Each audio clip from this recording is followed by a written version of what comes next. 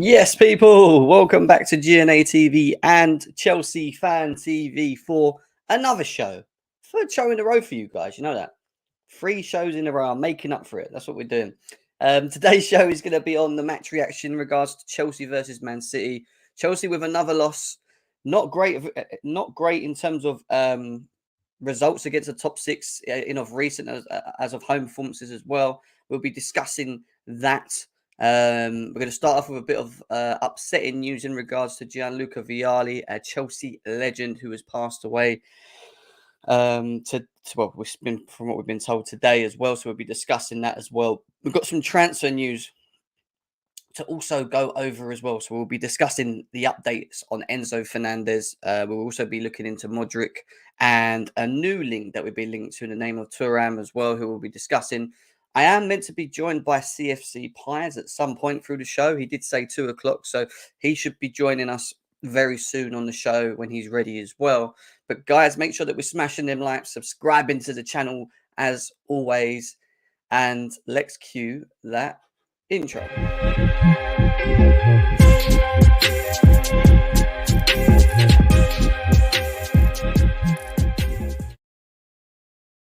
Yes, people, welcome back to GNA TV and Chelsea Fan TV. A very sad day for many Chelsea fans across the world, or all Chelsea fans across the world, including Chelsea Football Club. Gianluca Vialli, an ex-Chelsea coach, a Chelsea player as well, has passed away. We are going to start off with that quickly as well, just quickly some stuff that I've got on him that we can quickly share. Then we're going to quickly talk about the game between Chelsea versus Man City yesterday, thoughts and opinions. Where did it go wrong for us again with another L against our name against the top 6 team? We've got transfer news to also get into with Enzo Fernandez. There's been an update on him as well, and Modric and other bits as well. So over 80 of you guys here. Big up to every single one of you guys that are obviously tuned in on this Friday afternoon. Let's say hello to everyone in the chat before we move forward. RD says RIP Vialli. Put us on the map, help us get out of 2 European trophies. Sad day. Big up to you. Big up to Mixter as well. Leo, nice to see you. Zakaria was good. Very good. I thought he had a very good game yesterday. We're going to talk about him very shortly. Enzo is what Jordan's saying. Yep, we're going to be talking about Enzo as well.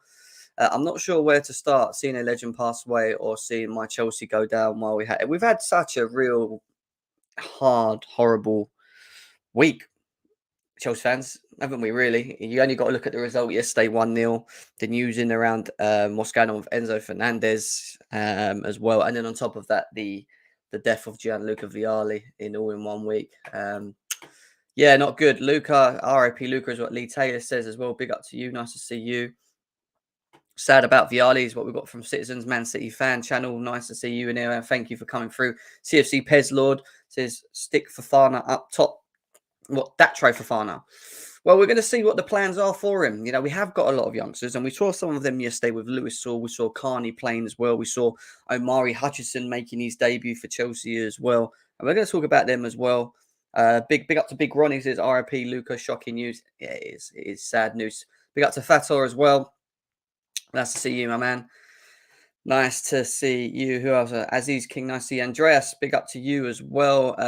As per Matt Loroca, we are still alive for Enzo. Well, the Enzo Fernandez update will be later on in the show today. We're going to be discussing that. Hopefully, Pius will come through as well and he can give us some more updates in and around Enzo Fernandez and where we stand with that as well at some point in the stream.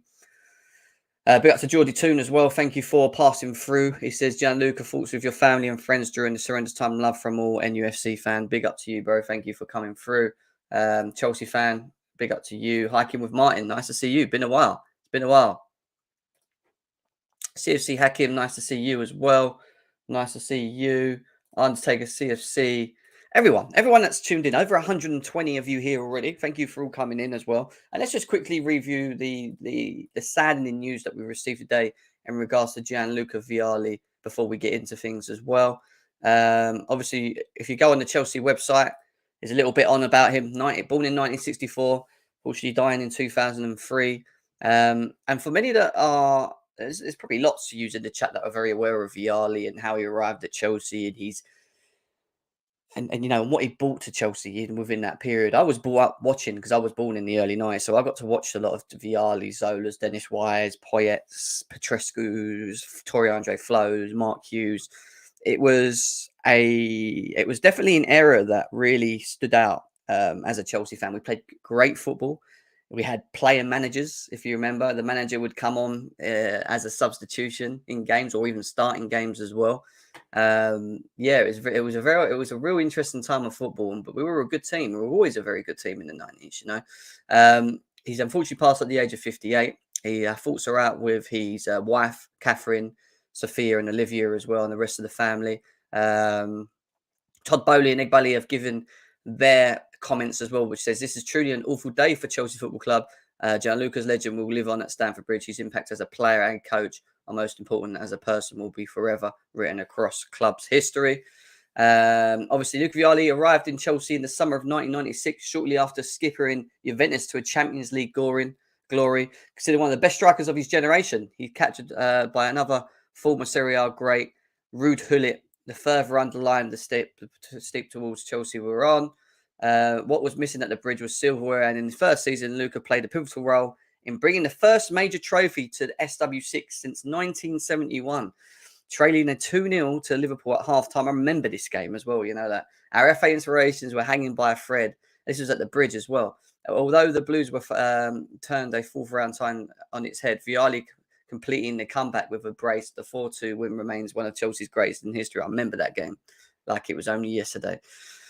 There were some vintage Vialli goals as well to be added into that as well. He was a very good striker. He was a proper number 9 in my opinion. Great finisher. Obviously, Gullit increasingly preferred a pairing of Gianfranco Zola and Mark Hughes up front, meaning several of the appearances were off the bench. Obviously, one of them was against Middlesbrough as well. The goals helped. He helped too. He scored what would prove the winner at Old Trafford in 96, nutmegging Peter Schmeichel. Remember that as well. So there's a lot here. I'm not going to read all of it because there's absolutely loads there. But when you get a chance, go and read into the article that Chelsea have put on their website in regards to the remembrance of Gianluca Vialli. And, one of them, I remember that the Super Cup as well. Gianfranco Zola scoring, coming on off the bench and absolutely rocketing a goal into the top corner as well. I remember that. For me, he'll always go down as a legend at this football club for everything that he did as well. At this football club. So RIP to Gianluca Vialli. There's one little video clip that I have for you guys as well in regards to the remembrance of him as well, which was on the Chelsea FC page as well. I'll just bring it up here and mute myself.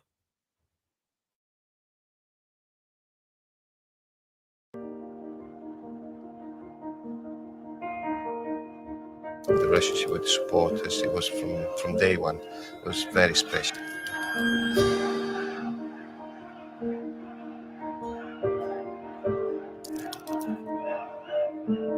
It was tremendous. I loved it, and I still hold them in my heart. Vialli is there, tries the shot instantly and finds a net. Brilliant goal from the boss. They were great with them. And Luke and I have developed a fantastic friendship as well. Here's Gianluca Vialli. Holds off his man. Oh, he's squeezed in. I said, okay, we're going to change some things there. We played with 3 up front, Mark Hughes on, but Luke up there, and that changed the whole game. On the pitch, it was something there was electricity on the air. It was something particularly special.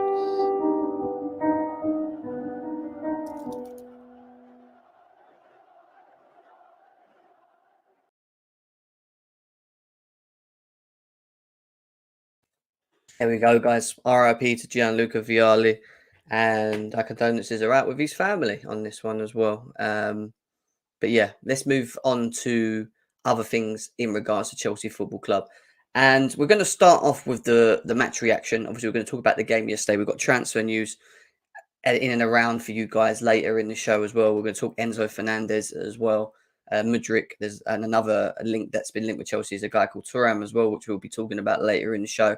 Over 115 of you guys here. Big up to every single one of you guys that are currently tuned in as well. Big up to Hamco, Techman, nice to see you. Ty Talks, nice to see you as well. Yeah, cancer.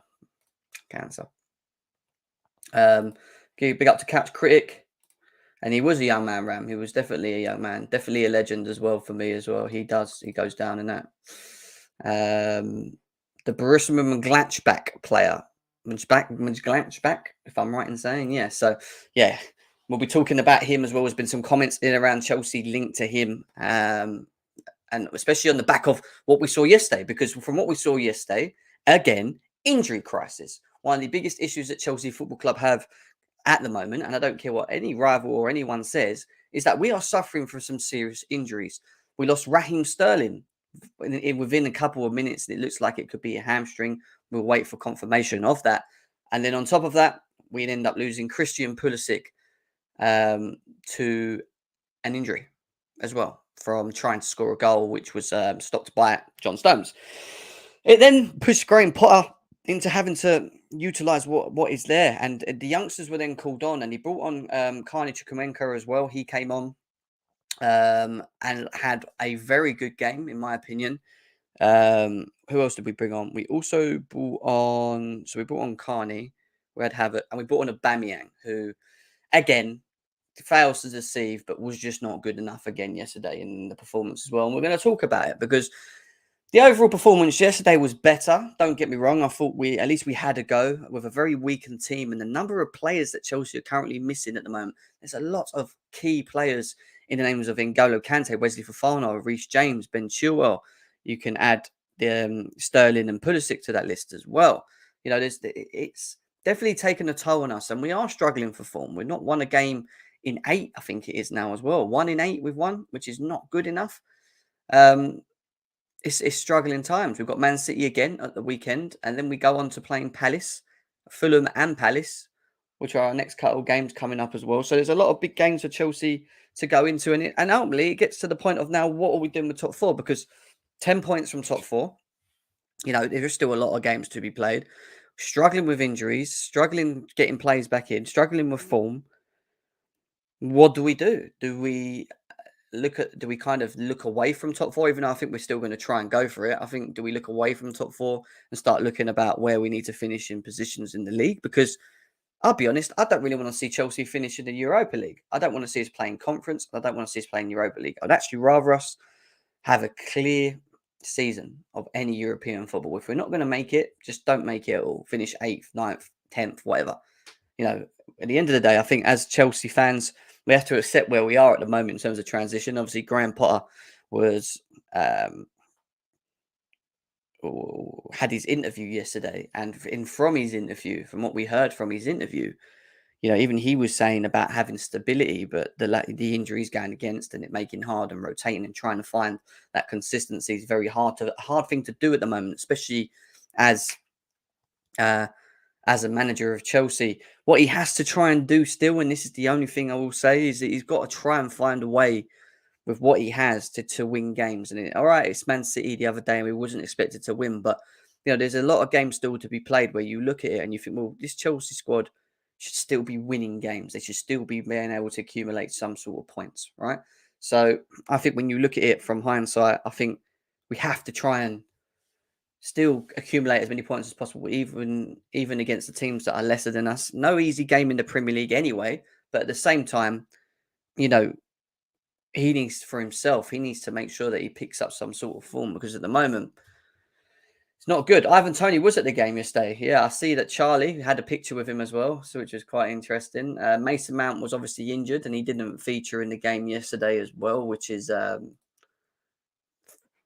it is. Is what it is. But in terms of Graham Potter's position in role in the team, where does he stand? Well, we have this. So we have this comment here from Matt Law.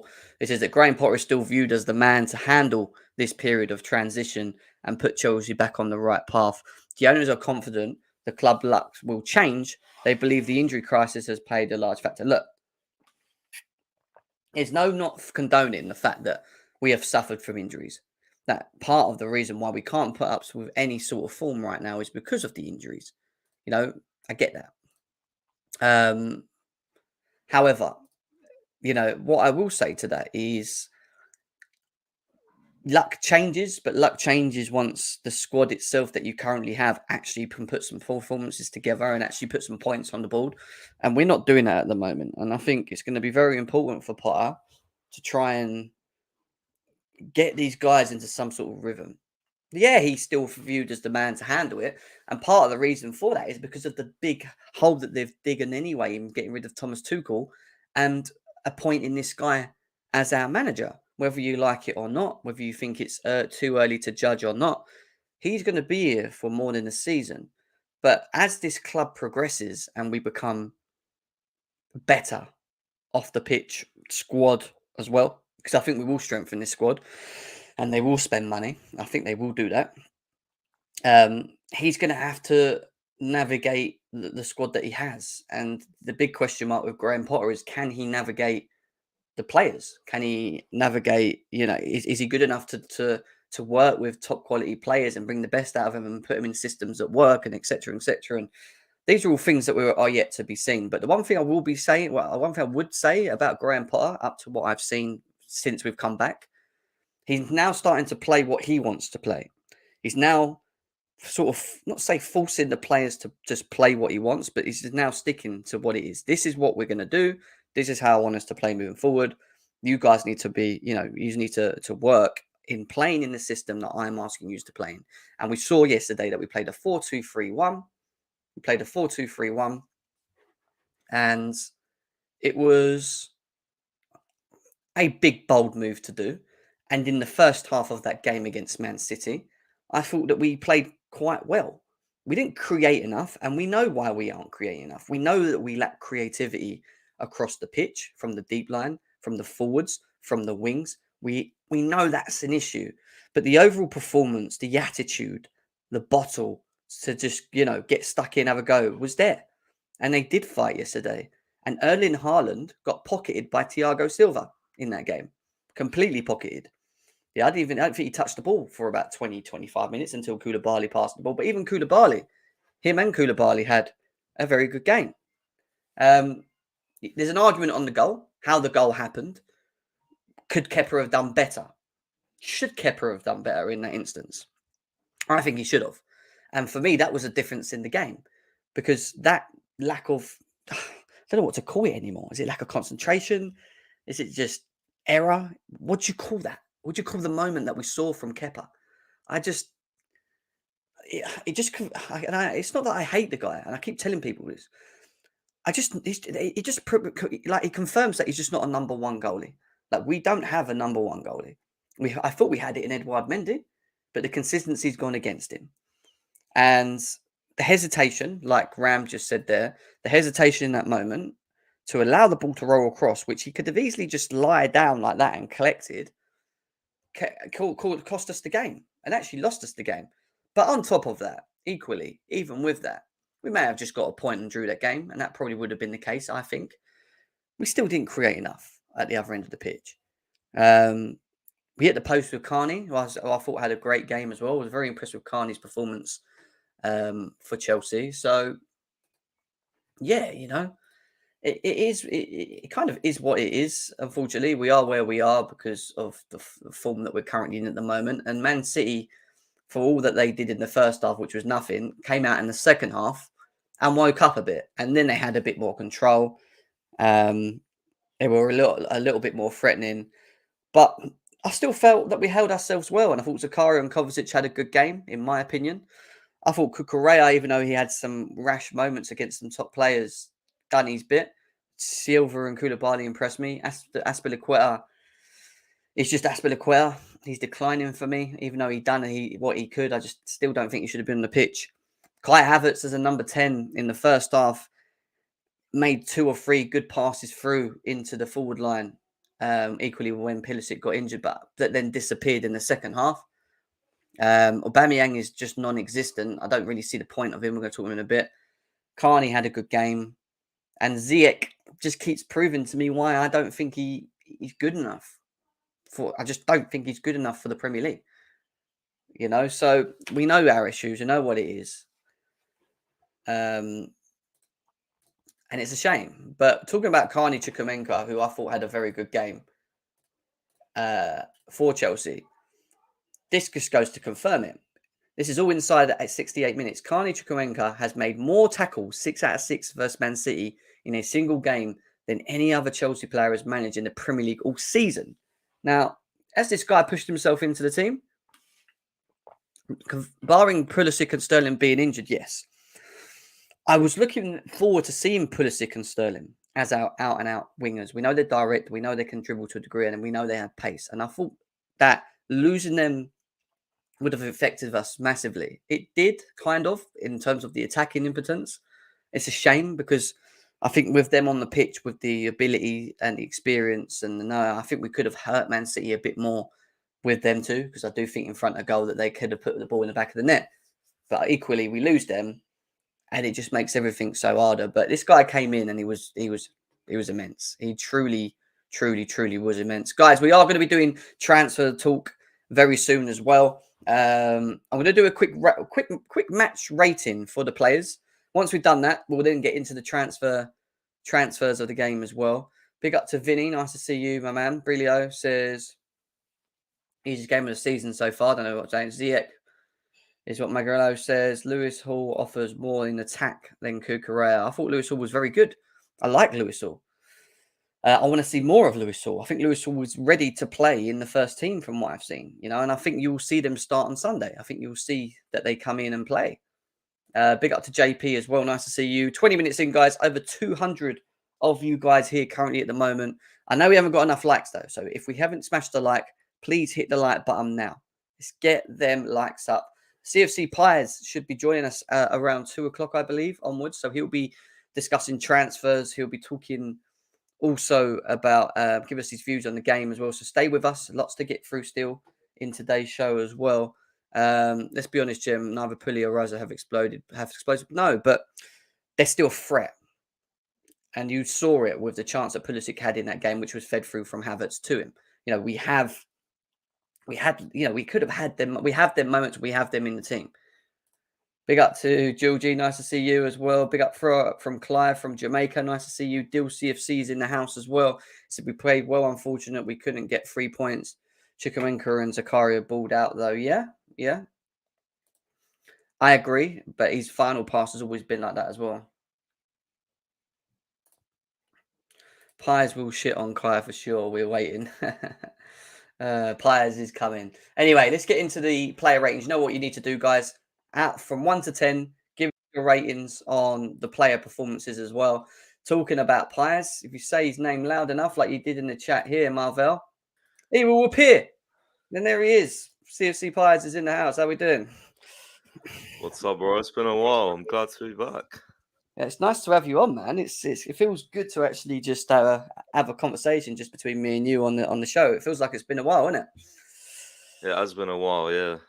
But unfortunately, we're going to be talking about Chelsea on the unforeseen circumstances that we find ourselves at the moment, which is not great form. And it would be good to actually get your intake, your thoughts and opinions on what we're going to be talking about. Pars' yesterday's game, but then also talking a little bit about transfers a little bit later in the show as well. So, what was your thoughts before we start talking about the players overall? What was your thoughts on the performance from Chelsea yesterday against Man City? Well, I went to the game. Yes. What I will say is that I think it was better than I expected. It's still not good enough, obviously, but I think, we did have chances. I like the fact that we continued with the 4 at the back. I like the fact that he brought on some young players as well. And obviously, losing 2 players, 2 of our starting wingers was not ideal. Starting to feel a little bit sorry for him now, to be honest, with all these injuries. But I think we defended quite well. I generally thought we was going to get smashed, so I think the way we defended quite impressed me. But yeah, I mean, watching City live is just, I don't know how.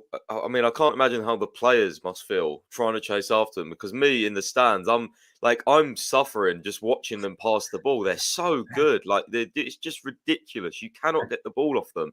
And every time we did get the ball off them, most of the times we lost the ball, we found Yeah. it really hard to play out their press in terms of when we had the ball at the back as well. So, I mean, it's another loss, but it's not like, I feel like if it was 3-4-0, we'd really be going crazy right now, So, but yeah, it's not 100%. When we started the show, I obviously mentioned Gianluca Vialli. Unfortunately, it's another sort of shot in the bum, really, in terms of what we've had this week in terms of news. But obviously, a legend of the football club passing away.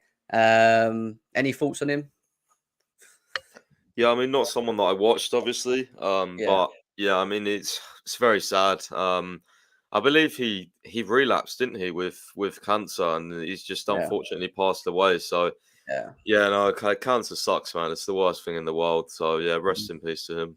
Rest in peace, rest in peace. And what a player manager he was, man. I was around in the 90s. I was old enough to see it, to be honest. But yeah, he used to come off the pitch as the manager on the pitch as a substitute or even start games as well. But he was a top player before he came to Chelsea. He was at Juventus as well. And he was just, he was a very good number 9 is what I would say there. But what we're going to do now, Paz, is we're just going to jump into a quick rating, a discussion about the players, give our thoughts, opinions, and then we're going to fly into a little talk of transfers, little updates on Enzo Fernandez that we received from Matt Law, Mudryk, and Thuram as well, which we'll be talking about at some point. Kepa, I'll be honest with you, I don't think he had much to do yesterday, and I thought Thiago Silva and Koulibaly done quite well against Haaland. But what was he doing for that goal? Because equally, I think we could have got a point in that game if he just stuck his arm out and caught the ball, which is what he was doing in the first half. He seemed to be on every time they crossed the ball, and he seemed to just be in the right position to just, block the ball out. But in that moment, and then I've watched the replay again and again, Pies, it just makes it look more and more worse in the fact of the way that he just fell on his knees and didn't even bother stretching his arm out. That did kind of piss me off and kind of confirms to me and you, to be fair, that we are still in need of a number 1 goalie, someone that maybe we need to bring in. But what was your thoughts on Kepa yesterday? I mean, it's annoying because, I think he's been playing well, but the last 2 goals we've conceded are very questionable. Obviously, the one against Nottingham Forest, it went through his legs. As a goalie, that's probably the worst thing that can happen. And then yesterday, I mean, I don't really know what happened. I mean, when I was watching it live, I didn't actually see what the problem was, but then I watched the replay, and I was like, he could have come out and got it. To be honest, he could have dived, even got just like a fingertip to it, parried it. Anything can make the difference. But yeah, it's a weird one. It's almost like someone called for it to him leave it, because I don't know. Yeah. When a ball comes across the box, your first instinct as a goalie is to come out and get it. You don't leave it. So it's a weird one. I'd be interested to see his point of view, even though we won't know. But I mean, Graham Potter mentioned that Kepa and Cucurella, they could have both done better for that goal. So I don't know what happened there, really. It was a really weird one, but it was a great ball anyway, to be fair, from Grealish. It was a great ball. Yeah. I just think he could have done better. I'm going to stick to that as well. I just expected more from him. But let's go on to the defence quickly as well. I want to talk quickly. Let's start with someone that gets a lot of criticism because he is on a decline, and we know it's an area that we need to improve. And equally, I still think Chalobah should be given the chance to play. But Cesar Azpilicueta's performance yesterday, I'll give you quickly my thoughts on it. He wasn't atrocious, but at the same time, he's just so wasteful with the ball. Some of his passing yesterday to Ziyech, going out for throw-ins, and he doesn't offer anything from going forward. I know he's not there to do that, but still, we just don't really get much from him defensively. I mean, Foden didn't offer much in the first half anyway. I thought we actually played quite well, but I don't know, man. With Aspie, just is what it is for me now. Is what it is, and I think as long as he's captain of this football club, he will still play games, and he will continue to play games until we switch that captaincy. That's just the way I see it with him at the moment. And obviously, Reece James being injured as well doesn't help, because I think Reece James would have probably started this game. But what do you think about Azpilicueta's performance? I mean, he tried, but it's not really good enough, to be honest with you. He clearly lacks the pace. He shouldn't be a star. I can't believe we're not prioritising a right back before anything. I generally cannot believe that. I don't know. I mean, going forward, he was really trying. I noticed that he was really trying to go for the overlaps. Even when Hutchinson came on, he was still relentless trying to help Chelsea, and he'll always try and help Chelsea. But the facts are that he's pretty washed now for me. So Yeah, it is what it is. It doesn't it help is. when he's got to play back-to-back games. I mean, he's probably gonna have to start on Sunday and against Fulham. Like I But don't he see doesn't who though, else does can he? play there. He shouldn't have to start when you've got Trevor Chalobah on him. Why do we not try Chalobah in that position? I just don't get Well, it. Chalobah's got more pace, but the same thing's going forward. Chalobah's not a right back. He's going to be just as uncomfortable. So yeah, I just think defensively he's better though. Just because of his pace, and being able to recover and whatever. I don't know. We'll have to see whether we ever look at that. I just think he looks at Chalobah as a back three player or a centre back, and at the moment, I don't think he's getting in with Koulibaly and Thiago Silva, who we're going to talk about next. Thiago Silva pocketed Haaland. That's what I'm going to say. Thiago Silva was Thiago Silva. He still sets the standards. I'm going to cry the day that we lose Thiago Silva at Chelsea because he's that important for me at the moment. I have nothing else to say really. It's just Thiago Silva, isn't it? What else is there to say? What was your thoughts, Pi? yeah, he was good. He was good. Haaland had that one chance, which I'm surprised he didn't score when he got into our box and he put it over. But Thiago Silva and Koulibaly were both pretty good, to be fair. I can't lie. Yeah, Silva did quite well. Was good on the ball. Was good defensively. Yeah, it was pretty solid as usual. He always is solid, and I think I think it's just scary that he's nearly 40 years old, but he still plays as many games as he does, and he's just. And I think the commentator said it yesterday. Like, is this guy ever going to look old? Is he actually ever going to actually look old, like on the pitch? Because even though he's like nearly 40, he still plays like he's like 28, 29. It's just crazy, man. He's just such a good professional at Chelsea. Someone that has been getting a lot of stick recently, Pies, is Koulibaly, because a lot of people feel that maybe for what we bought him for in terms of money, he's not been good enough. I don't think he's been that bad. I think he has a bit of an error in him on the odd occasion, and I get that he lacks a bit of concentration sometimes, but when you see performances like you did yesterday from him, I thought he was very good. I thought he was good on the ball. I felt that he dealt with Haaland quite well, other than that chance that you said as well. Do you worry about Koulibaly at Chelsea? Do you think he can? We just needs to be given time, or are you one that thinks, well, actually, we could have someone in there that's a bit better than him? Well, I think it's interesting because, like, what I've noticed of him, and I think everyone noticed, he's just really, really rash, and he pushes out so much. He's really aggressive, and there's times yesterday. There was one time in particular where I thought he defended miles better. The City had an attack down the right hand side, and I think Cancelo got past someone, and instead of Mhm. rushing out, Koulibaly just stood his ground, and then like anticipated when Cancelo was about to like dribble past him, and just came out and won the ball. That's something that Thiago Silva would do. That Yeah, sort of calmness is what I need from Koulibaly. I'm not going to lie, it's still a bit awkward playing out the back. I feel he's not as comfortable on the ball as I thought he would be. But I think what's more impressive than anything in terms of his passing would actually be his long passing instead of his short passing. yeah. But yeah, it was a much better game from him yesterday for sure than what we've been seeing. Much less aggressive, just smarter defending is what we need. Calmer defending as well. Another one that's been getting a lot of criticism for price tag and his performances so far is Mark Cucurella. And I thought the last couple of games, even though we've not been playing well as an overall team, I think he's actually been okay. I think yesterday I think he had good. Some people saying he was not that good. I don't think he was that bad, in my opinion. I thought he had a very good first half. I thought he dealt with the win quite well, especially was it Bernardo Silva that was out there in the first half? I think it was top of my head. He dealt with him quite well. Second half, it was a lot harder, but I just think it was because Man City just upped their game overall, and they did look a lot better in the second half than they did the first. But look, I do think he was overvalued when we first bought him. I do feel that was the case. However, look at where Ben Chilwell is, and look if we didn't have Mark Cucurella in the team right now.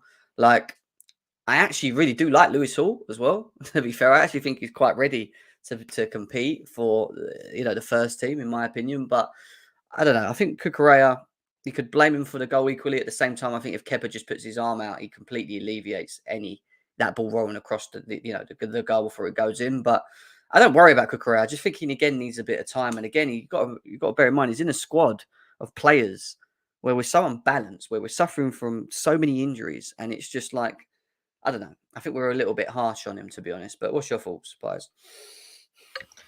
Yeah, I mean, it's a difficult one because I was seeing obviously Lawrence's stream last night, see what those guys give the ratings, and they rated him pretty high. And I mean, for me, I mean, he got dribble past 5 times.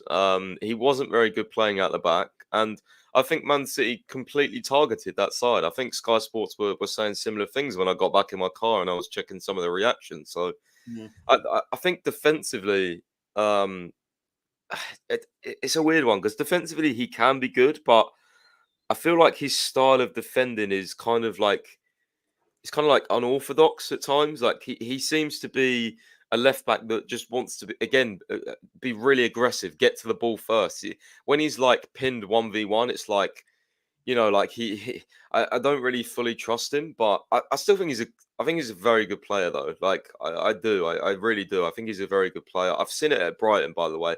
There was a reason why I was so gassed for this because at Brighton he was one of the best, if not the best, fullback in the league. I thought he was absolutely brilliant. So the Fine. fact that the fact that he is so technical as well on the ball makes me think like he'll come into it more. I believe he'll be a great signing for us. I still believe in him.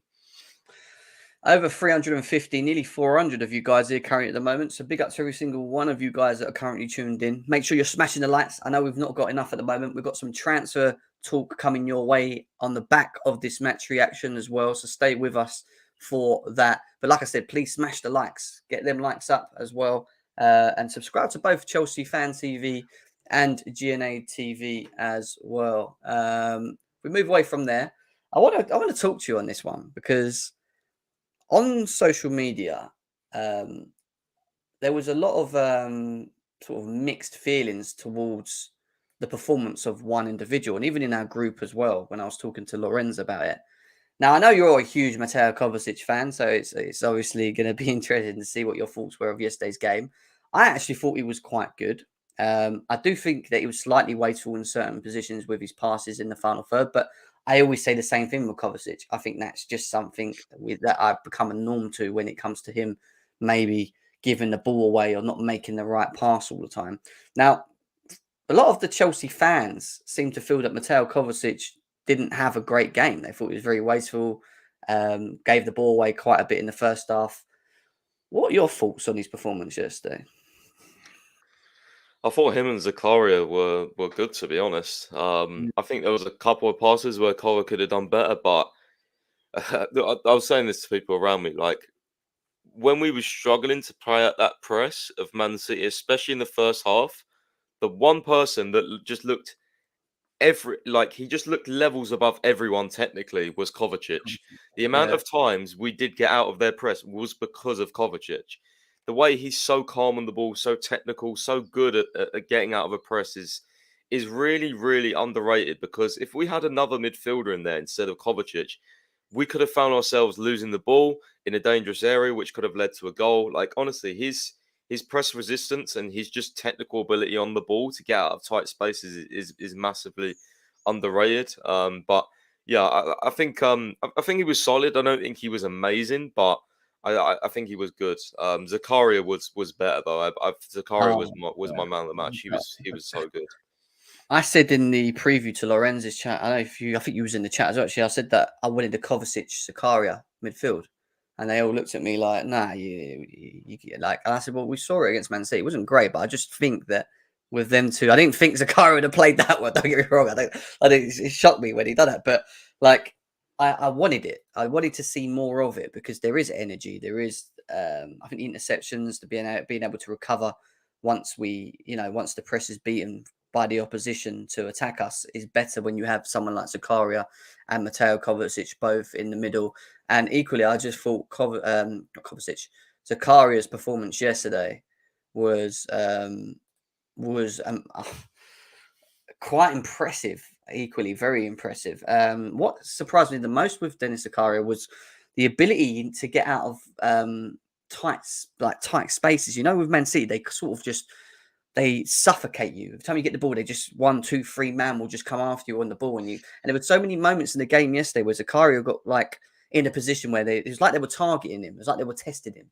and they were getting in his face and they were giving him no time, and he was swiveling away and using his strength and his speed, and then playing good forward passes as well. Like he kept, especially in the first half, he kept us going. He was always going forward, and he was running past. At one point, he was like a striker. He was like running, behind the defense and stuff, and trying to make runs. And his overall game just shocked me how good he actually really was. And I'm just hoping that that's because of he's now in a bit of form and he's got a bit of confidence. And if this is the kind of player that we can get a bit of consistency out of, I know obviously we've got him on a loan anyway, but maybe there is a future for him to be in this squad. But what were your thoughts on him yesterday? Do you think based on that performance, I know it's very early, do you think there's a chance that he might be able to maybe stay at Chelsea if he continues like this? I mean, maybe, yeah. I mean, I'm just like you said, so surprised that he was so good at getting out those tight Yeah. spaces. I was just like, wow, because for me, he's not like the best on the ball, but yesterday he was just like the confidence just flowed through. And I said this when we first signed him. I said, look, for me, it's a completely risk-free loan. If he does terrible, he goes back. Like, so if he does good, we get that player that was at Borussia Mönchengladbach that all of the top sides wanted at some point in time for like 20, 25 million. So for me, he was easily man of the match. He was so good in that midfield, defensively and going forward, as you said, getting out of their press as well. That's why I thought him and Kovacic just did so well in terms of their press resistance and just switches of play as well, man. Just like everything he did well.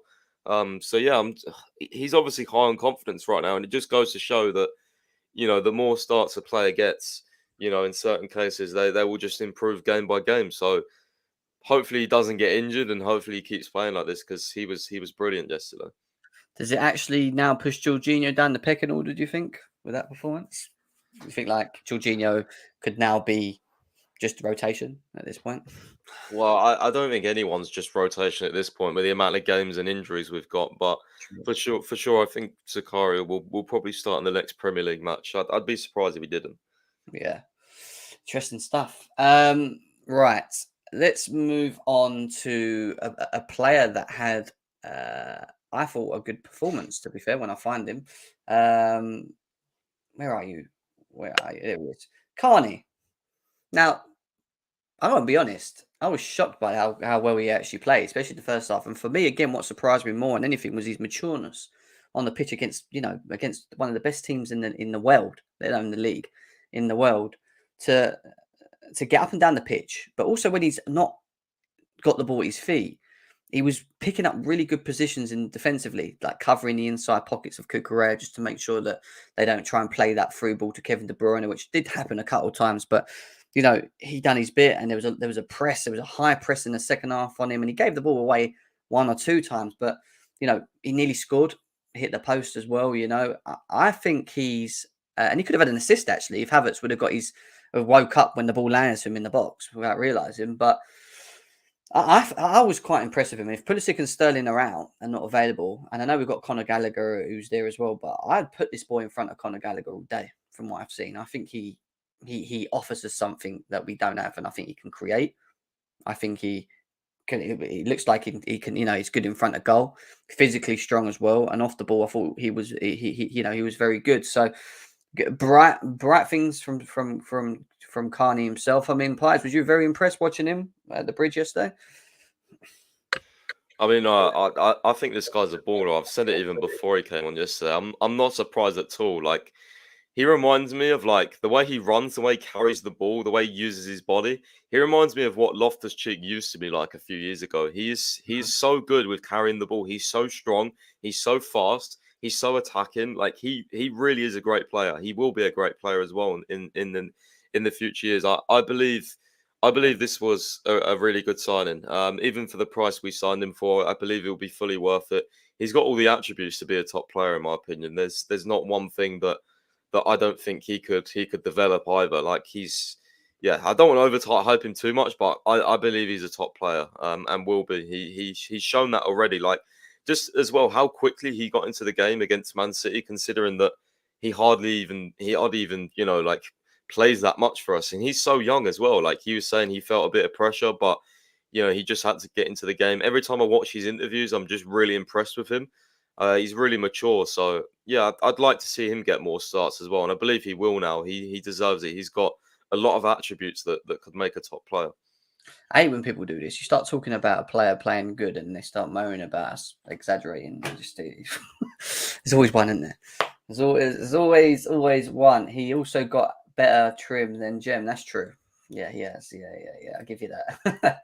Carney should start in the FA Cup game. Well, maybe you should start in the Premier League game, especially if Pulisic and Sterling out. We don't know how long Sterling and Pulisic are out, do we, Pies, yet? I don't think Potter's confirmed, is he yet? So we have to wait and see what happens there. Big up to Lewis in the chat as well. Over 350 combined here at the moment. Big up to every single one of you guys that are here. Hit them likes, smash the likes, subscribe both to Chelsea Fan TV and GNA TV as well. We've got some transfer talks to do after this, so we're nearly at the end of the ratings as well. I'm going to be honest and very quick. I just don't think he's good enough for the Premier League. I know you guys, like, people want to give him a chance and he should be given more time in the team and whatever, but for what he's actually good at doing, which is creating, which is what he should be doing, I don't know. I don't think he's the right profile player for us in how we play, in what we want to do in terms of the system. I just don't see Hakim Ziyech succeeding at Chelsea, and maybe like most of our forwards, to be honest. But I don't know. I wasn't overly impressed with him. I don't think he was awful. I just didn't think he was great. He didn't really go, oh my God, this is why we got to play him, if that makes sense. But again, equally, we're limited on opportunities. I mean, Hutchinson come on as well. I thought he looked very reserved in his game as well, which I wanted to see more of him, but we didn't get to see that. But I don't know. I'm just not sold on Pies. I mean, what's your thoughts on Ziyech yesterday? Again, kind of reiterated the fact that everything I've said in the past, like, he can have a good moment, but overall, again, I do agree with you. I'm not sure whether he's suited to the Premier League. I don't think he's quick enough, man. I don't even like mind that he's too one-footed, because I mean, even Man City allowed him to cross a lot on his left foot yesterday. But yeah, just in terms of like dribbling, beating a man, just pace, like it's not quite there. He's still a threat if he gets near the box for sure, but I don't know. I need to see more. Yeah, I don't know whether he's a wide player or whether like that. I mean, that comment says, yeah, maybe number 10, try him there, closer to the box where he can just pick a pass and doesn't have to take someone on. Because where Havertz played yesterday, in the first side when he was playing as a number 10, that guy annoyed me so much, man. Like, there was so many times where he could have shot and he just played out wide. And I'm just like, if that's Ziyech there, I believe he's going to shoot. So. Also, I think Ziyech actually played Havertz through behind the defence, didn't he? At one point, I think Havertz got behind. Yeah, he did, and then Havertz cut back, and I think we had a shot from it or something. Carney tried to have a shot, saying, I remember, but I'm just not sold. We're so used to seeing in the past Hazards, Williams, Pedros, just like quality, like forwards in these systems, and I just don't think that these are it. They're that. I just really don't, and I think in terms of Hakim Ziyech, I think he doesn't want to be here. I think he will be sold. Whether it's January, I don't think so. It'll be probably more summer now, but I think he will leave. And I think equally we will have to buy better and we will find better, in my opinion. So it is what it is. And equally, we can go on to Kai Havertz as well. Look, I'll be honest with you. I thought Kai Havertz in the first half, it was mixed because there was moments where he got the ball and I felt like he could have played the ball forward quicker. But on the flip side of it, he created for Christian Pulisic, who nearly scored a goal. He created for Carney, who then hit the post, and he played Aubameyang through, behind Nathan Ake, but it's too slow to like literally run onto goal and then take his shot because Aubameyang's just shit anyway, in my opinion. But second half, he disappeared. It's weird with Kai Havertz because he could go in the summer, and he'll probably be one of the only players that we would get value for selling him. But I keep saying it. You put him in the Bayern Munich system with better players playing in the number 10 role, which I think that he is. I think he equally will score goals and you'll see a better Kai Havertz. So I just think he's more of a system-fitted player, which hasn't got the teething issues that a Chelsea football club has at the moment across everywhere because we ain't got enough creativity players around this. So I don't know. It was just it wasn't great yesterday, but I would say equally that the first half he wasn't that bad. I don't think some people were saying he was bad. I don't think he was bad. I just don't think he was great in the second half. He just disappeared. So I don't know, Pies. I know you're not a massive fan of him, and you kind of said already, but yeah, what are your thoughts?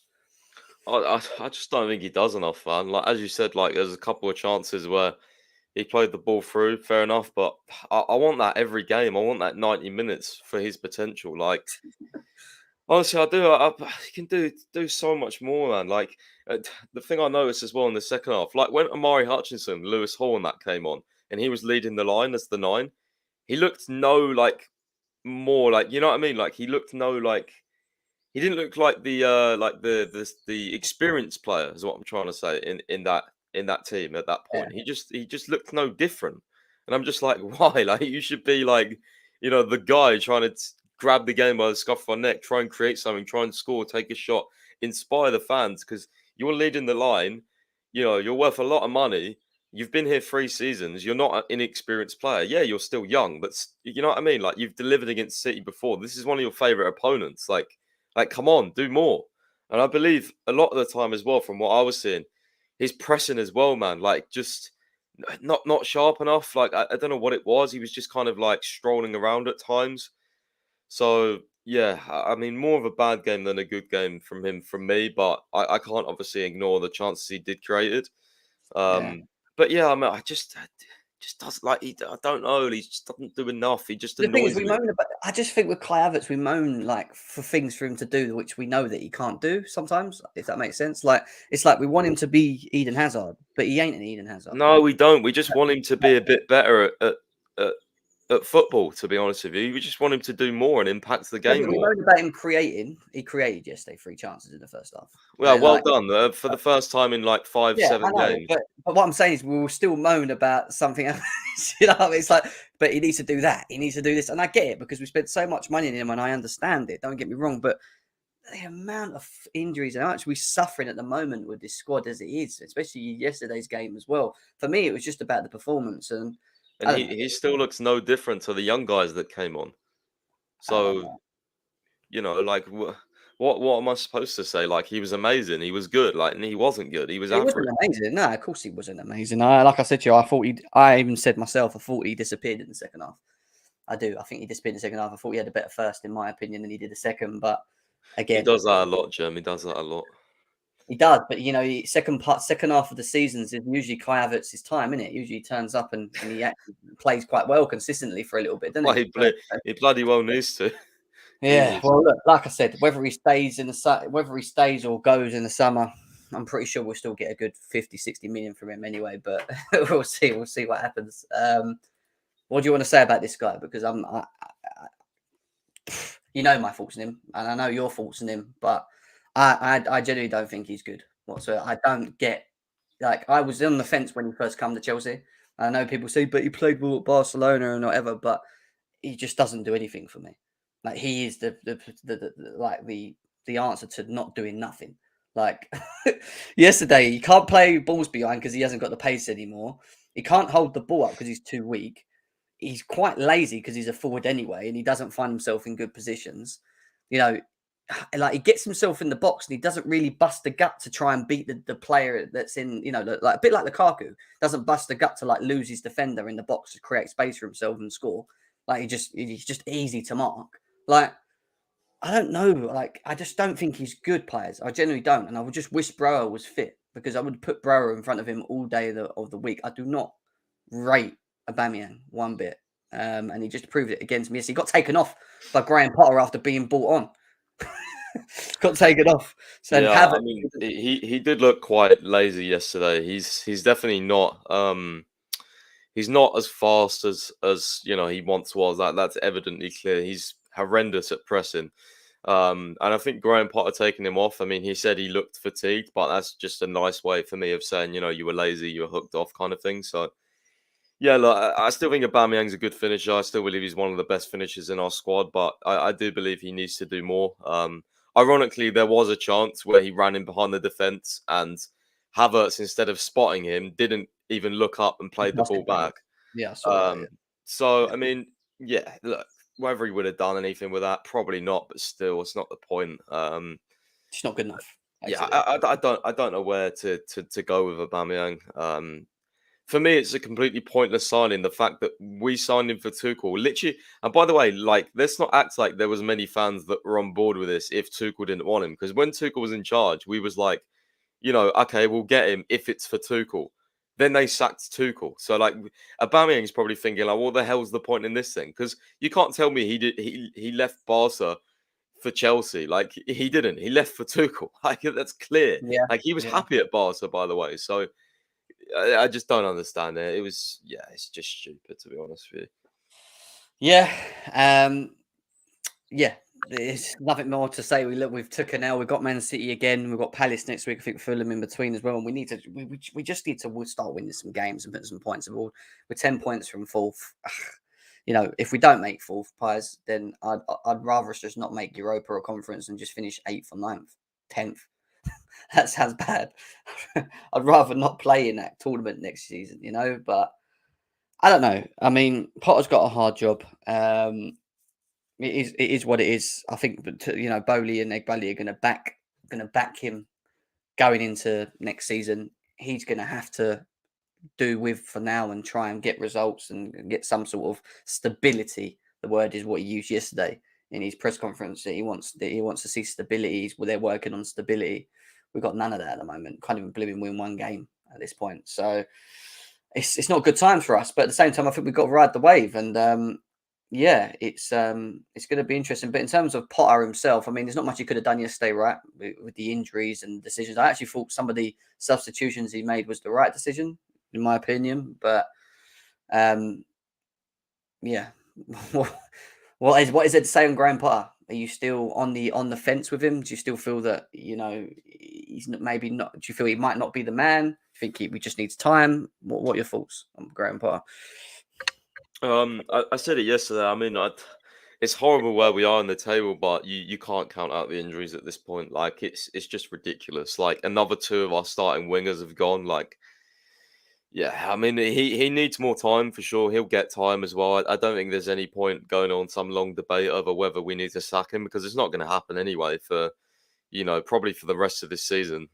So, yeah, I think he needs time. He needs some of his signings coming in, and then we'll see. I still don't know whether we'll hit a ceiling with him. I feel like we will, even if everything goes well. I'm not sure whether he's the guy to take on the Europe's elite, especially in the cup competitions. Like, I'm not sure about that. But Premier League, I mean, I like some of the stuff he's done in terms of like playing the 4 at the back. I mean, he's seemed to figure out that Zakaria obviously is obviously a defensive midfielder as well as going forward. So, because I think that was a major tactical problem in the Nottingham Forest game, how we left Jorginho so isolated, with Mount and Zakaria going so much forward. And yeah, like the use of the young players as well. I want to see that more, because I know Lewis Hall missed that chance, but I tell you what, Jem, he was honestly, he was one of our best players, and he hardly played any time. He played like 15 minutes. Like, it's a joke. He was our best player against Man City in the Carabao Cup before the World Cup. And against Newcastle, he was really good as well. So I expect him to start next game though against Man City in the cup. I think he will play. I think you'll see. But he needs to start against Fulham as well. He needs to start against Fulham. If Cucurella is not, even in midfield, he needs to come on at least. So if he doesn't start, he needs to come on. So that's my point of view on it. You can't sort of leave him on the bench. I think Lewis Hall's ready for the first team. From what I've seen, I think he should. We're playing Man City, bro. Man City, and he doesn't look out of place. Like, Hutchinson looked out of place. Hutchinson's not ready yet. Maybe for the Premier League, he looked completely nervous. He looked out of place. He was passing the ball back and instead of taking players on. So his confidence and not his ability, because I think his ability is there, but in terms of the Premier League and the big games, I don't think he's quite ready yet. But Lewis Hall, just absolutely no fear, bro. No fear at all of the occasion, of the opponent. He just went for it. And that's a player that you can see is completely ready for Chelsea first team. 100%. 100%. Guys, we are going to get into some transfer talks for the next sort of half hour or so. Just catching up on some bits that we've seen today. actually. So yeah, we'll be getting into that. But it's still it's over 420 of you here. Big up to every single one of you guys that are here, and ladies that are here at the moment. I know we ain't got enough likes though, so please smash that like now. Get them likes up. It supports the channel. It allows new viewers to see us on YouTube. They come in and watch. They subscribe. And yeah, please, because it does really help us, aim to grow. And with GNA TV, I'm trying to get it to 10K. We're on the road to this. So let's get that on YouTube up to 10K subscribers, nearly there. And with Chelsea Fan TV, the aim is 200K subscribers on YouTube. So please help us get to that as well. Andre confirmed. What are they talking about here, Piers? What do they mean? He was confirmed anyway, wasn't he? What's going on here? Am I missing something? Let's have a quick look. Andre confirmed. I think his Brazilian club just confirmed his departure. That was all. Oh, okay. All right, that's fine. All right. Well, what I want to do is quickly start on this random news that's just came out today in regards to Marcus Thuram from Borussia Mönchengladbach. So Santi J_FM has reported that apparently Chelsea are interested in him, or several clubs are interested in him, and Chelsea are one of them that are very keen, maybe on the back of all the injuries that we've had from the forward line. Now, some Chelsea fans are saying, please no. Others are saying, yeah, why not? It's going to be around 10 to 15 million pounds is what I've read on this one as well. 25 years old. Pies, what are your thoughts on Marcus Thuram to Chelsea, if it is true? And do you think it's someone that we would benefit from, or do you think it's more just, again, of a panic buy just because of the injuries that we got? Well, I don't think it would be a panic buy, because I believe we had a link last summer as well, which I tweeted, which was from a good source.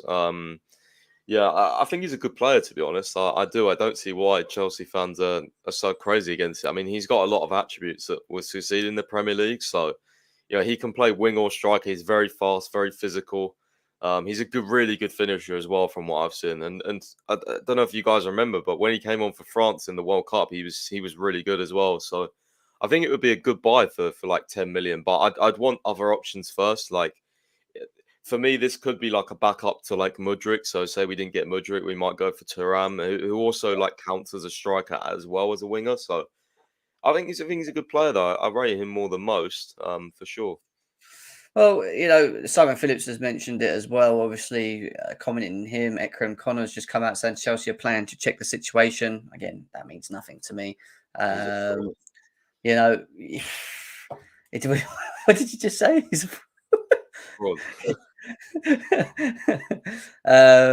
yeah, we'll have to see how that plays out. I've not watched enough of him. Obviously, I saw him for France, wasn't he? He was playing for France, wasn't he? Off the left, if I remember right. Yeah, so he looks decent. Looks okay. And if he's only 15 mil, which don't make sense to me, why he would only be 15. He's got 6 months left on his deal, so he's cheap. Right. There you go. All right. Well, maybe that in that instance, then it's a good idea for us to maybe look to try and just. And again, if he comes for that value, even if he doesn't work, if he's 15 mil, do you know what I mean?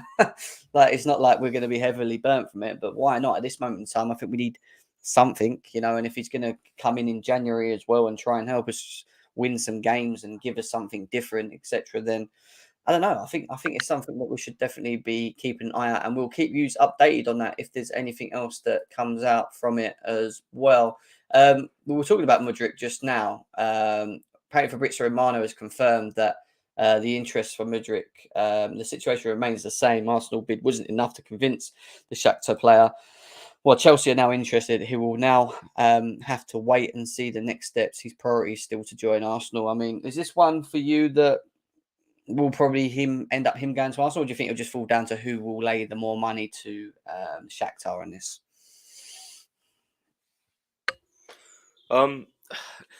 It's really interesting because David Ornstein last night was on, I believe he goes on NBC. He was at the game, and he goes on the American site. And he actually said, although he obviously has made it very clear to like he wants to join Arsenal, he actually said his priority is the Premier League, which made me think, I've said all along, like, I know Chelsea fans have got a massive issue with him.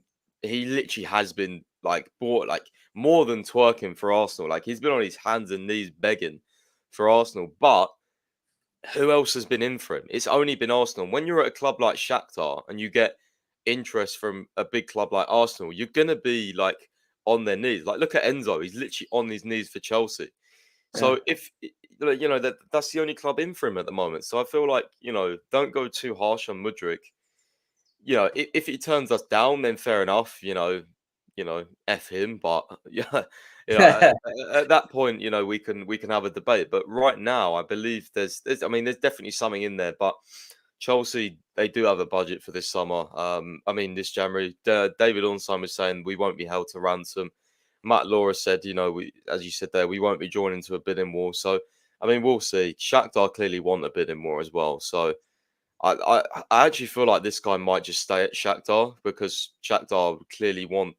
I think it's what is he like 85 million. So Yeah, exactly. It's a lot of it's money, crazy. isn't It's it? crazy Yeah. price, but he's a very very talented player for sure. I've How long's he watched. got left on his contract? Is that why he's that much? Is it, or what? Why is he Yeah, so he's much? he's. I think he's got a few years left. Yeah, he's only 22 as well. But And it also goes against the whole thing of like if we well the Enzo Fernandez thing, because if we did go for him at say 60, 70 mil, if we like say down and accepted it, it just tells me that they're prioritising the forward more than midfield, because that money could have been used to get Enzo Fernandez, right? We're talking about release clause and we're going to talk about Enzo Fernandez next, but like it just goes for me, it just shows to me again like what's more important at this moment in time. And I think that the midfield needs to be sorted. I mean, Zakaria and his performance yesterday is kind of like made you think, oh, can we get away with it till the summer? But I still think we need more there. But now we've just seen what's happened with our forwards, with Sterling, with Pulisic. How long are they going to be out? Brower's injured. Mount was injured apparently yesterday as well. I don't know. Maybe bringing a forward is now the priority. Maybe that is the case. We'll see. I don't think we get this boy, to be honest. I think if he goes anywhere, he'll go to Arsenal. I know his agent was at Chelsea yesterday and whatever else, and William was playing hopefully playing the cards of Chelsea, even though he played for Arsenal as well, about trying to push him to go to Chelsea as well. But I don't know. I know he's a good player. I know he's got a lot of pace. I know he offers quite a lot, and he's rated quite highly. But that's a lot of money for a player. I don't know. Not say a player that we don't need, but more like a player that I just feel like with that money, could we have not just gone for Rafael Leao? Do you know what I mean? Because like, if it's going to cost us 80 mil, how much is Rafael Leao at the moment? A little bit more, 90, 100, something like that. So we'll see. We will see. Enzo Fernandez update. That's what we're going to next. 450 people here as well. Welcome all for tuning in. We had this comment from Fabrizio Romano today saying that he won't be called up for tonight's game versus Portimonense. It's confirmed. Enzo won't even make the bench after the last complicated days. Benfica's message is clear to Chelsea: 120 million or no way to sell Enzo in January. Before we go to the Matt Law comments, players, on this one, does this again leave any signal that the player that Benfica potentially are talking to Chelsea potentially? Maybe there's something still going on there, or do you think it's more of a punishment thing just because of the way that he's acted in the last couple of days? Yeah, I think it's more of a punishment slash sort of I believe Fabrizio said that one of the reasons they've done this is to protect Enzo against the Benfica supporters, because they believe that the Benfica supporters would be quite angry if he started or was on the bench, because of what he's been doing in the last days. So no, I don't believe. We're not in talks anymore. Fabrizio and Ornstein have confirmed that. So yeah, unless we go back in, which I wouldn't rule out, but at the end of the day, some of the stuff, the way we negotiated this deal is just like, is there really a point going back in? I don't believe the whole like release clause or nothing. I believe if we got close to that release clause, but it was in installments, they'd accept. But clearly we haven't got close to that. 75 mil is nowhere near 105 mil. So, Well, especially if he wants to leave as well, right? Does it not kind of force the hand a bit more? He's saying that he doesn't want to even kick ball for him anymore. Pretty much. There's players that look at Wilfred Zaha. How many years has he said he wants to leave? Transfer request. Palace still demanded the same money. So, I don't think it's over though. I'll be honest with you. I don't think this is over. I think we're going to go in again. at some point. I think we're going to do something, and whether that something's enough is another story. But the way I see it is, I don't even think it's the release clause. I think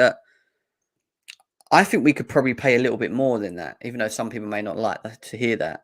But I think it's about how we offer the installments to them, and I think that that one big lump payment we've been told that they want to be paid up front.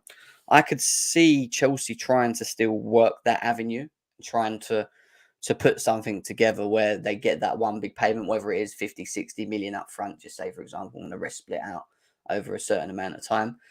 I think that's probably still an option, because if we're not going to play because with the release clause, I don't see us paying it because we don't want to pay it all up front. So I don't think we're going to pay the release clause. The only other way we've got of getting the player is by paying over the odds for him and just giving him a big bulk of money up front and then just paying it split out. That's the only way, Piers, that I can see us getting Enzo Fernandez, unless he puts a transfer request in. And I don't think he's going to do that. So, Yeah.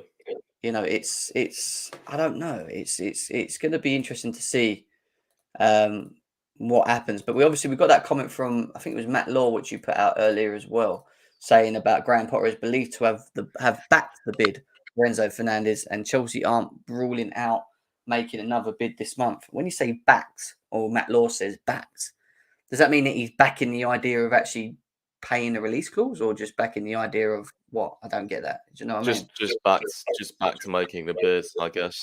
Yeah. So, it does. So he's backed the idea of us putting a package together for 85 million, which was never enough for Benfica. That doesn't make sense, does it? Basically, he's just backed trying to sign him, is what I'd say, for simple terms.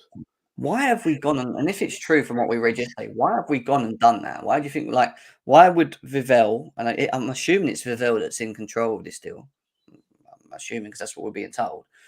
Why would it be that we put a contract together for Enzo Fernandez that totals to about 80 to 90, I think it was 80 to 85 mil, wasn't it? Rather than totals out to close to the release calls or more than release. Why would they try and lowball the Benfica completely? Because some people saying, well, we'll let them just negotiate. But you heard the Benfica coach say they told us they were going to do one thing and they've done the opposite. Yeah. Is that a lack of experience from? Because for me, can you see someone as experienced as Vivel doing that, or do you think this is more that Bowley's in control and he's still learning? I mean, I still think Bowley's in control somewhat, but I think it has a lot to do with I feel like we tried to lowball them because Enzo was pushing so much, and because they were getting so frustrated about Enzo Fernandez and how he was missing training and all this. I feel like they might have just thought, well, if we put this together, they might just accept, because they're so annoyed that they might just accept, get it done, get Chelsea off our backs. We don't have this problem anymore. So yeah,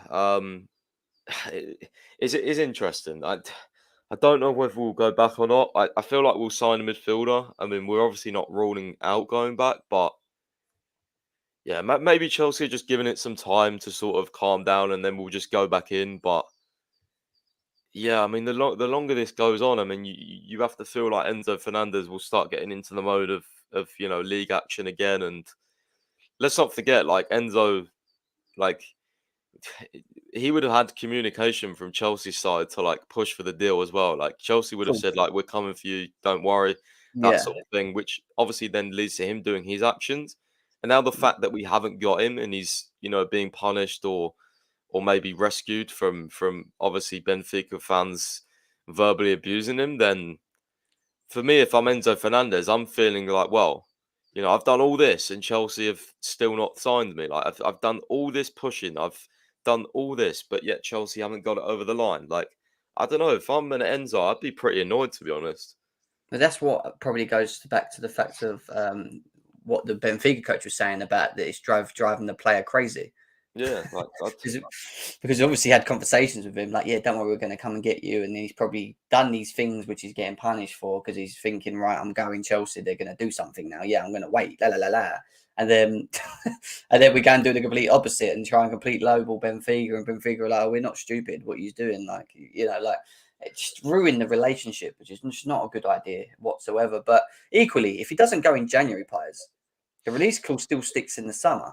Nothing changes. The only thing that may change is that you'll be able to negotiate more with Benfica in terms of how you pay the whatever you're going to pay him. Other than that, I think in the summer window you might get more interest, but it'll be the same thing. So you don't get him in January and you leave it till summer and you go again in the summer. It just means you've got a lot more competition, and then on top of that, you go back for a player that you said you're going to get in January and you tell him you're going to go for him, and then you go in the summer and someone else comes in. He's going to probably do what Jules Koundé done to us. Do you remember Jules Koundé and what he did when he went to Barcelona because we took too long? and That's Rafinha as well. You know, he Rafinha. never even considered us. So, like, I feel like what you said there is all about the competition in the summer. The fact that we had a clear race at Enzo, like, and we still haven't done it. It just infuriates me because he'd had so much to our midfield. His passing range is just, Important. it's Me suffer. and you, It's suffer.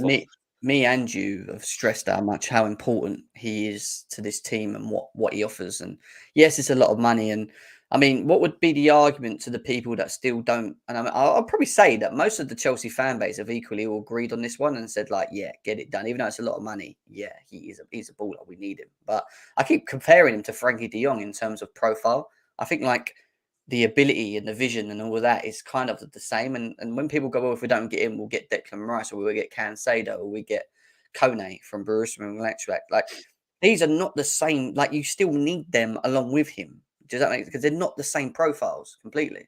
Like, people don't realize there's not many players like this in the world of football that play the way that Enzo Fernandez plays the game. The vision, the creativity, the ability to be versatile. Like, it makes sense because we need that. 120 million to Chelsea is probably right because we need it. Like, we need to sort that area out. But for others, and this is the thing, like, what other clubs in the world of football could afford to play for Enzo Fernandez in the summer for this release clause? Real Madrid don't need him. Barcelona ain't going to pay for him. But with their thing. So who is it? PSG? Well, you never know. I wouldn't rule out any team in the summer, to be honest. People get more money, revenue comes in. So, but that comment there where he said we'll end up getting Caicedo. I mean, that's not a bad thing, by the way. I don't know about you, but I love Moises Caicedo. I'm just more concerned about the price. And the same thing with Enzo. Caicedo, 8 and a 6. He's very, very good at both. So if we end up getting him, I'll be fair play. That's a great signing for me. But yeah, anyone else, I'm just like McAllister and all that. He's a good player, but I don't rate him the same as Caicedo. Alvarez can do one. You've got Kone's good, but he wouldn't bring the level of excitement that a Caicedo or an Enzo would. You're not getting Rice until the summer, and he's a DM anyway. Like, who else do you really get if it's not Caicedo or Enzo? For me, it's not the same. For me, anyway, I rated Caicedo very highly, and obviously he's worked under Potter as well, which would just add something. But they're going to want about 70, 80 million from him, aren't they? Let's be serious. Yeah, I mean, he's worth that though in this market. I truly believe that. I think he's a great player. Yeah, I mean, a lot of people will agree with you in the chat as well. Yeah, Caicedo is just as good. Plus, he's proven in the Premier League. I know Jim doesn't believe that that is factor, but it is. Well, because he's played in the Premier League. Yeah, well, mate. Yeah, I've not even spoke about Caicedo. I've never even given my thoughts on him. I think he is a good player. I think he's a top player as well. If you still ask me who I prefer, I'd still choose Enzo Fernandez, in my opinion. But I still think he offers a lot, and he plays in a Brighton team that's very similar to what we're trying to do at Chelsea in terms of play under the manager and whatever. So, we just need something, don't we? Yeah, I'm just reading the comments on Gavordia from Fabrizio Romano. I think that one's gone, isn't it? Especially now we've signed a defender. There's no way in hell we would be looking at Josko in the summer, right? What do you think? Yeah, no, I definitely think that one's gone, especially with Levi Colwill coming back as well and playing as well as he is. Yeah, 100%. I'm just reading the chat. There's so many people here at the moment, 450 people. Enzo's the real deal as well, is what we've got here. Yeah, I mean, I was reading, funny enough, I was just going into the next thing. I was reading a quick article from the Telegraph on Graham Potter and his thoughts and whatever. And basically, they were talking about the Enzo deal. And it just said Chelsea's approach to the transfer market has appeared somewhat scattergun, but Potter is believed to have backed the bid for Benfica's Enzo Fernandez, despite the complaints of the Portuguese club of the nature of the negotiations. Chelsea have not yet ruled out making a new offer before this transfer window shuts. And that's just common sense, because that basically just tells me that people don't actually know what we're going to do, because we could go back. It's not a closed door. But other than that, it says, other than looking for new signings, Potter is prepared to put more faith in Chelsea's young players following the encouraging performance of the 18-year-olds left-back Hall and 19-year-old Carney Chukwuemeka. I mean, great knowledge from Matt Law there, saying Hall's a left back, he's a centre mid, but whatever. But he plays as a left back for Chelsea, doesn't he? He doesn't play left back Hall, like he's not a left back at all. Christ, it's funny. Where else does he get in his team though, Pies? As a left wing back, right? I'm not saying that he isn't good there, but he's not a left wing back or a left back. He's a midfielder. It's like anyone playing who's a centre mid. Like it's like Gallagher playing well at left back. I don't mean he's a left back. He's a centre mid. Yeah, but I would look at Lewis and think he's a natural left back. And what I've seen of him, I ain't gonna lie, he actually does quite well there, did he? To be fair, sure, he's very good there. Like you wouldn't actually notice that he's not a left back. You wouldn't be like when you play Ruben. When we play Ruben as a wing back, and it's like, yeah, I know what you mean. He looks comfortable there, doesn't he? It's weird. Like you watch it, it's like, he ain't. You can tell he just doesn't get it. With him, he's just down, and he just plays like he can play as a left back. Like, look, I have no issue with Potter playing the youngsters if that's the idea moving forward. Especially with all the injuries that we do have at the moment. Also, what other choice have we got right now? Anyway, like we haven't, and I'd rather play these boys and play Aubameyang and ZX and people that don't want to be it anyway. Do you know what I mean? You might as well just give them a chance and see where they're at. What's your thoughts on Omari Hutchinson quickly yesterday? Because he seemed to just have a bit of a quiet game, didn't I? Thought he'd be a lot more like energetic. I said I don't think he's totally ready. He looked very nervous on the ball for me. I don't think he's totally ready for Premier League yet. I think that was evident between him, Hall, and Chukwuemeka and the others. Yeah, don't think he's ready yet. Yeah, big up to Tony from Chelsea SW6. He said he named his boy after him as well.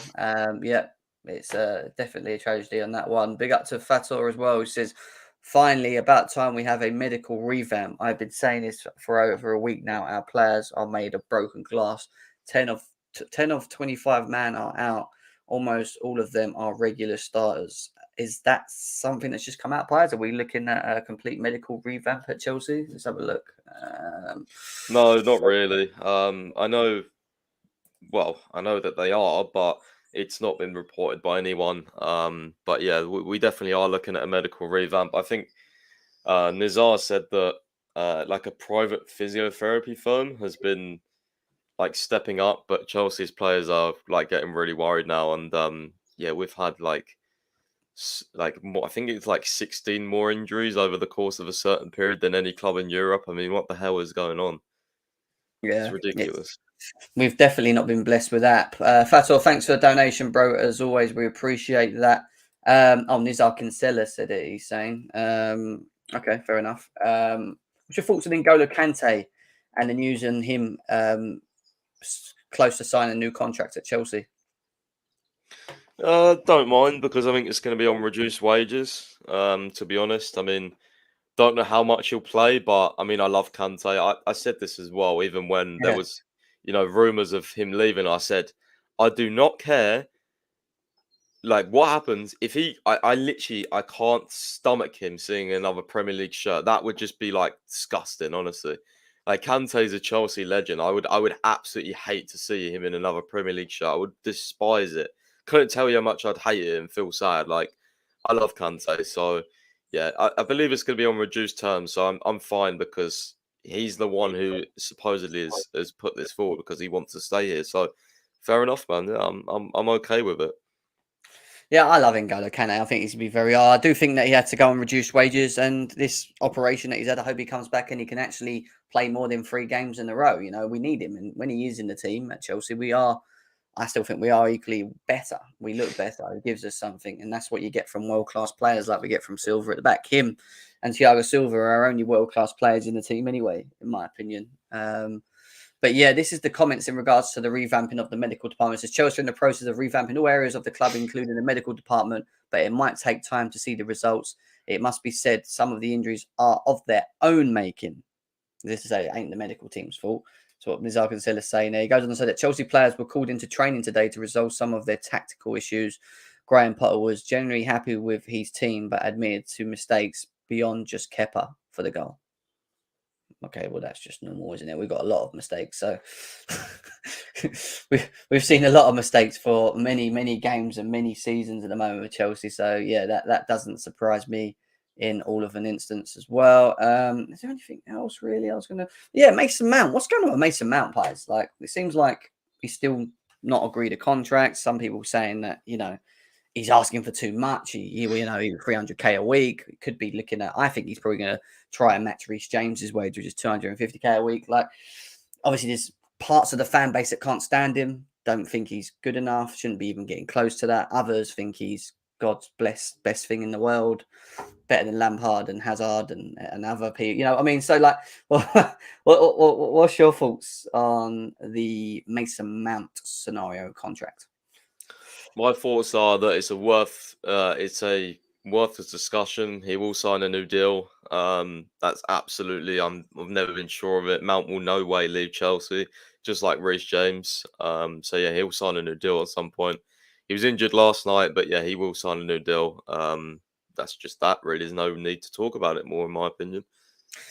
Do you understand the frustration of Chelsea fans about the wage though for him? Do you think? Oh yeah, no, I'd love to see what he's going to be on. And by the way, if that ever does come out, be prepared for the expectations of him to go even higher than they already are. So he needs to be, if he's our second or third highest joint player, whatever, in terms of earnings, then he needs to play like it. It's why Sterling's got so much criticism this season, because of his high wage more than anything. So yeah. 100%, mate. 100%. I mean, there's going to be so much more going on through this January window. I mean, plus, just quickly summing up the January window, it's only just started at the moment, and we've not really heard much other than Enzo Fernandez and Mudryk. But what are you expecting from Chelsea this January window? Do you think there's a chance that we will sign at least 2 or 3 players? Do you think it will be less? What's your thoughts? Do you think Chelsea will get some business done? I'm sticking to 3 players plus Badiashile, so 4. I do think we'll end up getting a right back, because I believe that Potter will say, look, Aspi can't, we literally, unless he uses Chalobah there for a game and he's all right with him, which I don't know if he will. And even if he does, I feel like it might be a bit of a, I do believe we're going to get a backup right back in, even though it's not somehow a priority right now, according to reports. I believe a winger will come in, or a forward of some sort, whether that's, a Thuram who plays striker left wing, or whether it's a Mudryk, or someone else. The only I'm going to say we're going to get a midfielder, but I believe that's one area which we could wait for in the summer and save our money and just go really big. So yeah, if there's one area where I'm, iffy about, it'd probably be that midfielder. Just because as well, you've got the likes of like Chukwuemeka and others coming in now, but they'll try for sure. They'll try for someone. I'm sure of it. They already have, but yeah, that's one area where I think we could wait for the summer. I'm not sure. Yeah. I think if it's not Enzo Fernandez and there's no one else available in the January window, then I think they will push it till the summer window, and then they'll just go for a couple. They'll have a couple targets, and then they'll just narrow it down and go for a couple. I think we need 2 anyway, in my opinion. And if Jorginho leaves and Kante, all right, stays, and Koval, I'm assuming you'll probably stay, I think we're still going to need 2 in there. I agree. I mean, I don't know about the right back area. I know you're saying, I agree, that should be the motive. The mindset should be thinking of that. I just don't feel that from what we've seen, in the past and even up to now, like, I don't feel that they look at it as a priority too much because of Reece James. It's like, well, he's going to be back in a couple of weeks, so we'll just, wait for Reece James. That's how I feel. That is how I feel when I look at that position at the moment. It kind of annoys me because I think we do need better, better quality in that position. Aspilicueta's not it. We need something there. I just don't think that they're thinking like that. The forward line, I think they are. I think at the moment, I think the forward line is the priority. I think they are looking at that and thinking, do you know what, we need to, sort this out, especially with some of the injuries. And I know some of them are coming back, but we know Ziyech don't want to be there. There's a chance that Havertz may stay or go. All right, Mount will be there. Pulisic, do we even think he will be here in the summer? Think he's going to commit to Chelsea? Don't know. I think the forward line's a lot. There's a lot that needs to be done in the forward line, and that's without Aubameyang disappearing and trying to get rid of him, and then maybe striker. I mean, we've got Nkunku coming in. Forgot about that. Yeah, we've got Nkunku coming in anyway. But yeah, I think the forward line, the midfield, and equally, I think we're also going to look at the goalie in the summer. I don't think Kepa and Mendy, if they don't show some sort of form in this next half, I think he's going to buy a goalie. And then I think we'll probably end up losing one of the two. Whoever, I don't know. I mean, Mendy's still not agreed his contract, has he? He's been It'll be Mendy. Mendy's going to leave. I'm sure of that. Pretty sure. But then you've got Kepa on what, 180? Is he on what, 170 at the moment as a second goalie? He's not going to want to be second, even though that's what he is, in my opinion. Like, I don't know. I think there's a lot. I think there's a lot that we need to sort. But on top of that, we've bought a lot of youngsters. And how do these youngsters get in the team? We bought in Datro Fofana. Yeah, they're not all for the first team, Jem. That's one thing that I'll say. They're not. What do you mean by that? What do you mean? Well, they're not all for these players aren't. You don't sign every player for the first team. They'll go on loan. They might be part of club model. So I think Chelsea fans need to calm down with the whole how do we fit everyone in? It's such a panic. They know what they're doing to a certain extent. But equally, you've got to have a balance with that. There's no point of us spending the money we have on all these youngsters and not seeing any of them break through, right? Well, I don't know about that. I mean, some could just be flipped on for profit. Not every signing is for No, I get that. Playing for Chelsea. No, I get that. They'll buy a lot of young players, and only the very best will make it into the That's first. the point. I think there's incentives in these contracts for pushing them to try and get themselves into the first team. Yeah, there is, but with that, that means going on loan as well. You don't just come in and look, I'll start on the bench now, and that's not how it works. No, they've got to build their way up. Don't get me wrong. I'm just saying, do we feel that even though we look at the squad depth and we know it's another issue in itself. Even if we sort out the core 11, we need better quality on the bench. Equally, I think some of them should be the youngsters. I think Lewis Hall should be on the bench or in the team. I'm not sure on Hutchinson, but I know Carney should be in there. I don't think Hutchinson's ready. Datro Fofana, I don't know. He'd probably go out on loan, and then in the summer they will decide whether he can be as backup if Aubameyang fucks off. You know what I mean? We've got Nkunku and Brower then. Casadei. I don't know with Casadei. I'm not too sure. And there's others, isn't there, that we're obviously looking to bring in as well. So it's I don't know. We'll see. It's going to be interesting to see how we utilise and move forward with that as well. We have got Man City. Is it on Sunday? I think it's Sunday, haven't we? Again, in the Cup. Quick word on that, players. Are we going out? Are we going to win one of these games against Man City? What do you think? Depends on the team City play, I guess. But even so, I mean, their rotated team is just ridiculous. So, Grealish and Mahrez didn't even start yesterday. They came on, so they'll probably start. So great. We'll probably go out, but I don't know if there's a game that we will win. It will be this one. I think we did very well again in the cup tie against them last time. So let's see. We will see. Listen, you're going to see more of Pies on the channel as well. We've obviously got the whole January. There's going to be some Chelsea going to be busy. We expect them to be busy. Who it's going to be, we'll yet to see. But when we do, I'm sure Pies will, when he's available, will be joining me on the show to discuss some of these signings as well. Thanks for coming on as always, mate. It's been an hour and 30 minutes. Any sort of final thoughts, last words that you want to finish off on Chelsea? Not really. Just ride the wave, I guess. See what happens in the next few games. Try and find positives, even though there's not many right now. Try and stick together as much as possible, and yeah, been good to be back on. Yeah, it has been 400 people all the way through, Piers, as well. It's been a nice show with the mixture of the Chelsea Fans TV and GNA TV community together. So thank you all 400 plus that have been on all the way through. I've given you 3 shows in 3 days. You've had, I'm not going to be around. I'm not going to be around tomorrow, guys. So I'll leave that one. Sunday, again, probably not, and then probably back Monday. Ben Jacobs has said he's coming on Tuesday, I think he said potentially. So we'll see what transpires with Chelsea within that period. If there's any new links with Enzo, if there's any more new targets for Chelsea that we were looking to be looking into going to next week, and yeah, we'll be going from there, a new fresh week as well. So guys, take care of yourselves, enjoy your weekend, be safe, have fun, and don't stress out too much on the Chelsea side of things. We're all hoping eventually they will sort itself out soon, but smash a like, subscribe as always as well to the channel, and leave a comment below as well. Take care, guys. See you later.